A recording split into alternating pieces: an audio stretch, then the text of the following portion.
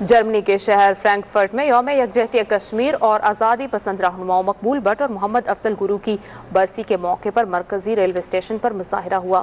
تفصیلات سے ہمیں آگاہ کر رہے ہیں جرمنی سے ہمارے نمائندے شبیر احمد کھوکھر۔ یوم یکجہتی کشمیر کے حوالے سے فرینکفرٹ میں احتجاجی مظاہرہ ہوا۔ شدید بارش کے باوجود جرمنی میں مقیم پاکستانیوں اور کشمیریوں نے بڑی تعداد میں شرکت کی۔ مظاہرین فرینکفرٹ کے مرکزی ریلوے اسٹیشن کے سامنے جمع ہوئے۔ مظاہرین نے کشمیری پرچم، کتبے اور بینر اٹھا رکھے تھے جن پر کشمیریوں کی جدوجہد آزادی کے حق میں اور بھارت کے غاصبانہ قبضے کے خلاف نعرے درج تھے۔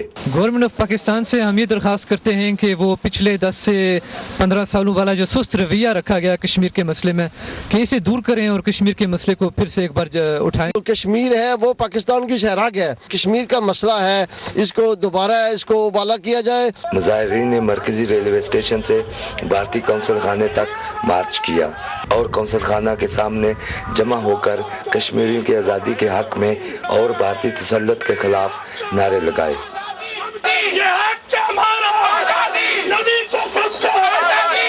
ریلی سے خطاب کرتے ہوئے مقررین نے کہا کہ ہم کشمیری شہداء کا خون رائے گاہ نہیں ہونے دیں گے اور جدوجہد آزادی کو منطقی انجام تک پہنچا کر دم لیں گے۔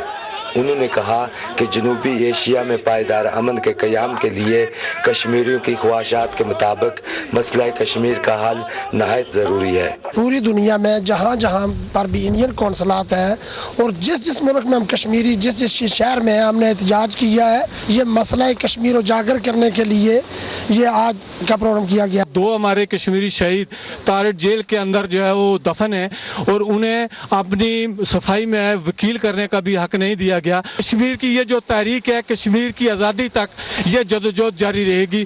آخر میں مظاہرین کی قیادت نے بھارتی قونصل خانے میں ایک یادداشت پیش کی جس میں کشمیریوں کو ان کے بنیادی حق دینے کا مطالبہ کیا گیا تھا۔